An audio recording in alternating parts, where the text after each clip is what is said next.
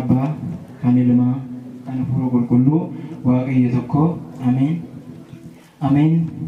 Jaallatamtoota maatii Waaqayyoo, abbootii amantaa, akkasumas obboloota koo daaqonoota, akkasumas faarfuu. Ameen. Akka eeyyamaaf jaalala Waaqayyootti nu barsiistii, nu gorsitii jennee ogummaa barreeffamaa xiqqoo takka qabadheen jira. Kanaaf kallattumaan gara barreeffama kiyyaattiin seenaa. Maqaa Abbaa, Ilmaa, Hafuura Qulqulluu jedhee tan eegala isa maraa caalu. Maqaa Sillaaseetiin akkam nagaa jirtu sabni kiristaanaa as dhuftan hundumtuu. Ergaa takkan qaba meena dhaggeeffadhaa. Yaada qalbiidhanis sirriitti hubadhaa. Ergaan tiyyees tana jaalala kan jettu ishee hunda keenyaa bitteetoo gurgurtu. Efesoon 5:2 gubbaatti akkuma caafame jaalalaan akka jiraannu kan nutti himame. Gooftaan nu jaallatee fakkeenya nuuf ta'e, nu fayyisuuf jechas eebotee beela'e. Jaalala isa dhugaa nutti agarsiise, akka wal jaalannu bu'uura nu buuse. Nutoo wal jaalannaa jaalala isa dhugaa. Akka walii yaadnu gooftaan nurraa eega. Waliitiin jiraannee akka wal gargaarru, waan gaarii hojjennee walirraa akka barru, jireenya keenyattis akka jajjabaannu gooftaan nurraa fedha kan isaa akka taanu.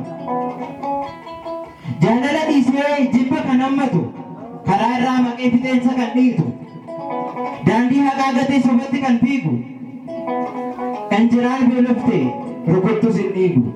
Madda rakkoo ta'ee dhalootas ni raaqa. Gufuu koof keessanii ilaalatii beekaa. Gufuu koof keessanii ilaalatii beekaa. Gaarii kan hojjetu gaaruma argata. Qamadii facaasee qamadii saammata.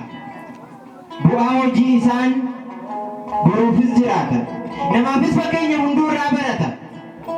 Nama hundarraayis kabaja argata. Fuula Waaqaa duras ulfinaan dhaabbata. Baratu hammaatee sobni dhugaa dhiitte. Dhiittes hin hambisne kunoo lubbuu baaste. Hunduu dhugaa dhabee barbaacha bobba'e. Eenyus hin arganne yaaduma dhama'e. Barbaacha maaf deemna harka keessaa qabna. Bara baras jennee maaf baraan dhaadanna. Hunduu hojii keenya maaf jibba baay'ifna.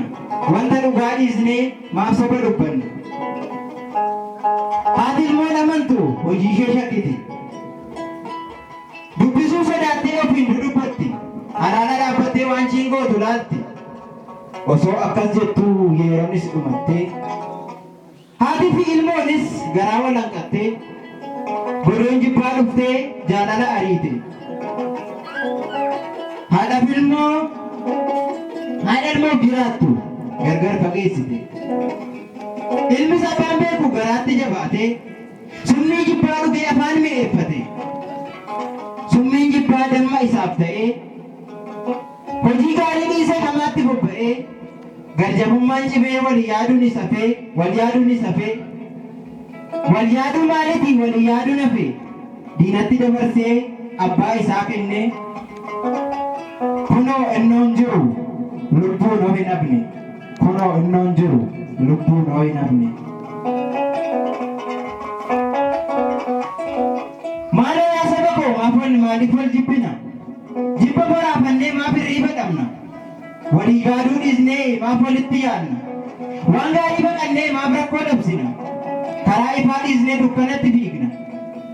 Balbala qaacufnee maaf karaa sobaaf karaa banna?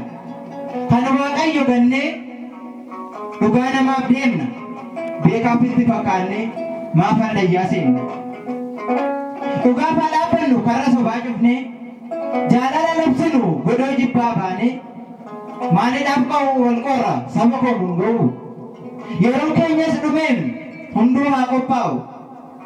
Yaada qalbii keenya mee haa sassaabbannu. Jallina irraanfannee waan gaarii haa yaadnu. Isa dogoggores karaatti haa deeffannu. Mee garaa haa laafnu walitti hin jabaannu.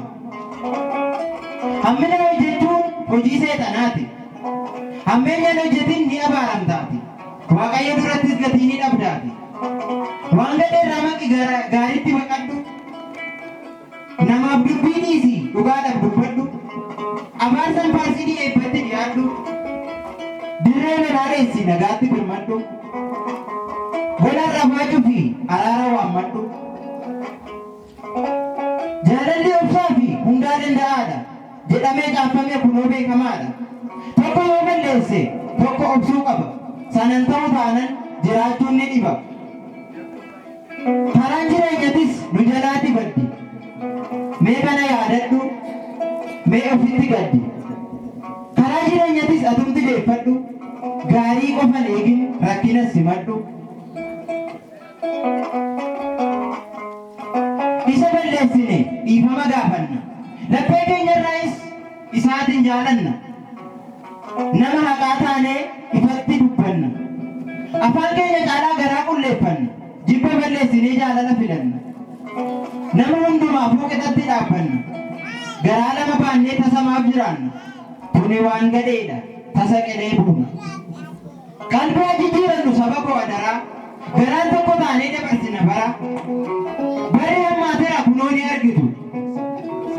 Bara akka bineensaa namoonni wal nyaatu. Yerootti bahanii galuun rakkoo ta'e. Yaadni hunda keenya gargar bittinnaa'ee. Kanaaf yaa saba koo karaatti deebina. Mootummaa Waaqayyoos gaafas ni arganna galanni Waaqayyoo.